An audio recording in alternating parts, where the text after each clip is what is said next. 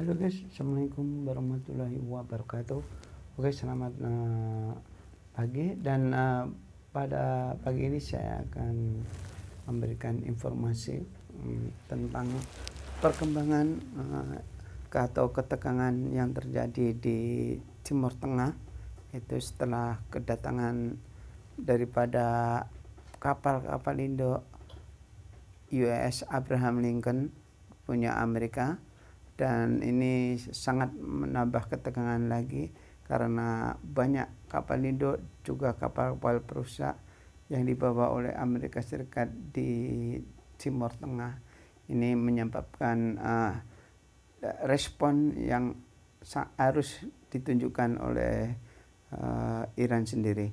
Dan sekarang saya akan menginformasikan bagaimanakah kalkulasi perhitungan jikalau terjadi perang antara Amerika Serikat dan Iran ini. Kita akan lihat kalkulasinya, kira-kira di manakah yang kuat antara Amerika Serikat ataupun Iran. Jadi dilihat atau dipandang dari sudut pandang kekuatan armada militer laut, darat dan udara baik Amerika Serikat ataupun Iran. Kira-kira siapakah kiranya nanti yang menang atau bagaimanakah dampak akibat dari peperangan itu? Kita dengarkan dari Bapak Profesor yang ini. 12 sampai 2016. Pak Dian, akankah Amerika Serikat, Israel bergabung menghantam, menyerang habis-habisan Teheran, Iran, Pak? Terima kasih. Kalau saya ditanya selalu saya bilang tidak akan. Berbagai faktor. Selama ini sudah ditunjukkan bahwa maaf, dalam hal ini lupakan Israel. Dia bukan siapa-siapa. Tanpa Amerika tidak akan bisa menghadapi Iran sendirian. Tidak masuk hitungan Israel menurut Bapak? Kalau hanya Israel melawan Iran, rasanya tidak masuk hitungan. Hanya karena dibantu sama induknya Amerika Serikat, dia merasa jumawa. Padahal dia hanya penggembira di manuver-manuvernya Amerika. Jadi yang harus kita lihat adalah apa yang akan dilakukan Amerikanya. Ini kaitannya dengan kedatangan kapal induk itu. Jelas, Pak. Secara simbolis, unjuk gigi armada laut militer, jet-jet tempur Amerika Serikat sudah merapat mengarah ke Iran. Sudah. Oke, tolong dicatat begini. Satu, yang namanya kapal induk adalah pangkalan militer berjalan yang mobile. Artinya apa sih? 5.000 penumpangnya adalah sebagian besar militer yang ditujukan untuk melakukan tindakan militer. Tapi apa artinya? Dia harus didaratkan. Sementara dia berada di kapal induk yang secara militer rawan. Karena dalam konteks kemajuan teknologi sekarang, Iran sudah membuktikan. Drone-nya pernah beredar video dulu. Drone Iran dengan yang masih kecil, sederhana, bisa terbang di atas kapal induknya Amerika. Pernah lihat ya videonya? Sempat viral, Pak? Sempat viral, betul sekali. Loh, sekarang Iran sudah membuat drone yang dasarnya dari drone Amerika yang dijatuhkan, diturunkan sudah diadaptasi sama Iran. Iran bisa membuat drone yang akhirnya lebih besar kemampuannya dan dipakai oleh Rusia, yang namanya kamikaze. Artinya apa? Iran walaupun disanksi secara berat, tapi bisa mengembangkan kemampuan militernya tidak kalah dengan negara lain.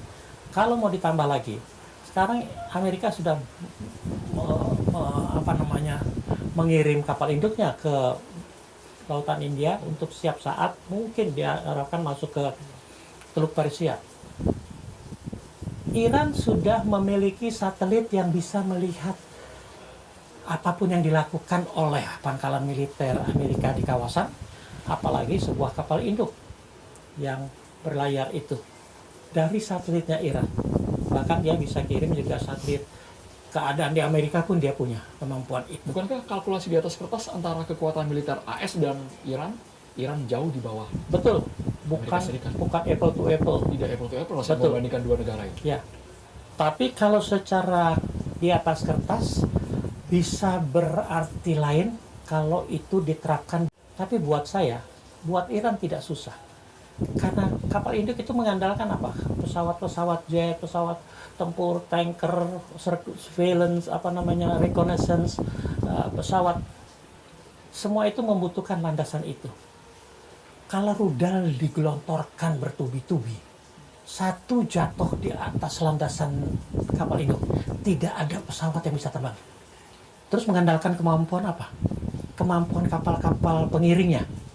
Silakan saja. Tapi kalau dia masuk di Selat Hormuz, itu kan 150 mil, 200-an kilometer, itu secara militer itu menghindari masuknya kapal induk Amerika atau armadanya Amerika itu tidak sulit. Karena itu masih dalam jangkauan senjata-senjata konvensional, rudal-rudal konvensional. Bayangkan kalau sekarang Iran sudah punya rudal hipersonik. Tidak ada yang bisa menahan itu.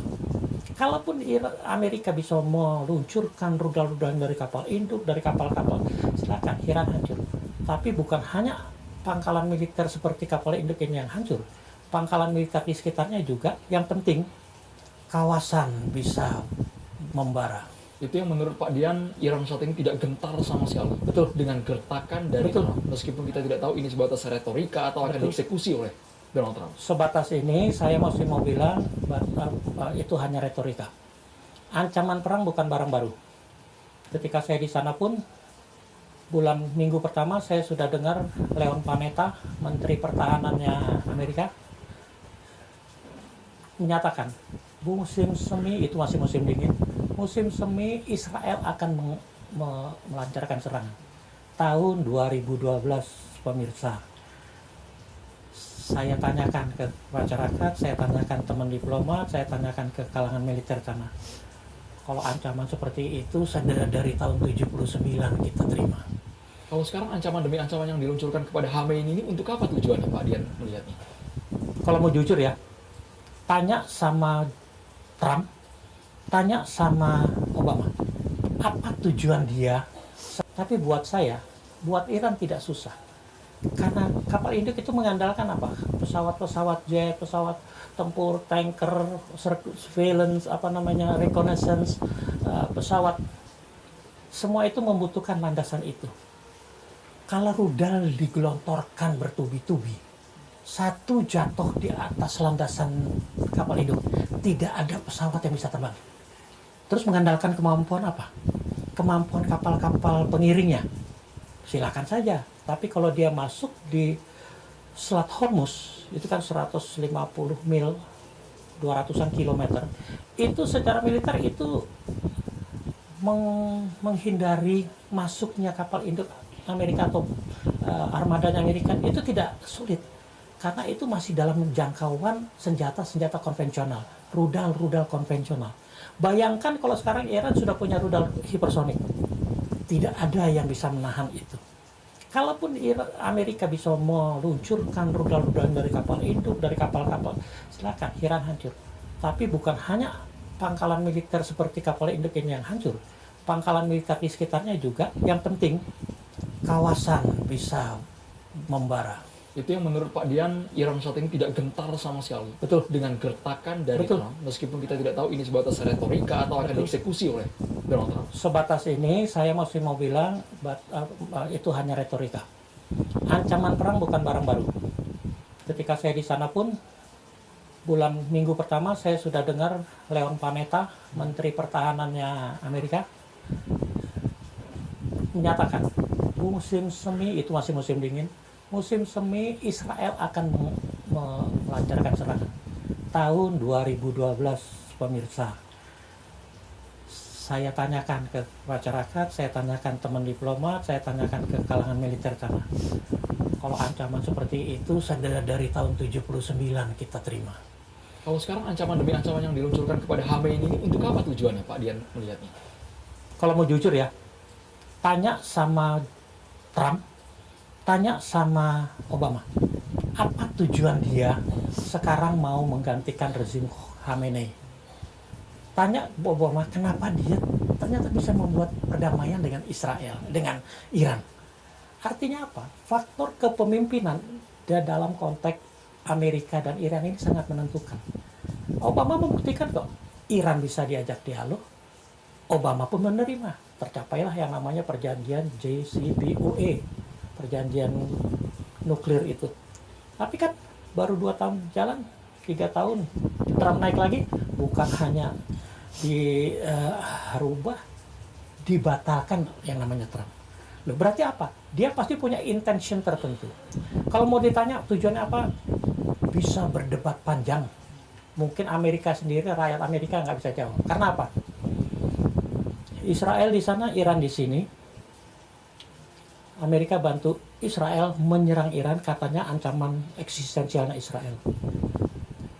Rusia menginvasi kawan Amerika yang mau menjadi NATO.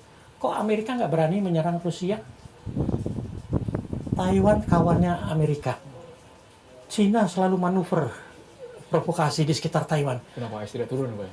Kok kapal yang katanya kapal induk tadi nggak diturunkan, kasih tembak peringatan ke Cina, tapi kepada sebuah negara yang tidak apple to apple kok gagah-gagahan.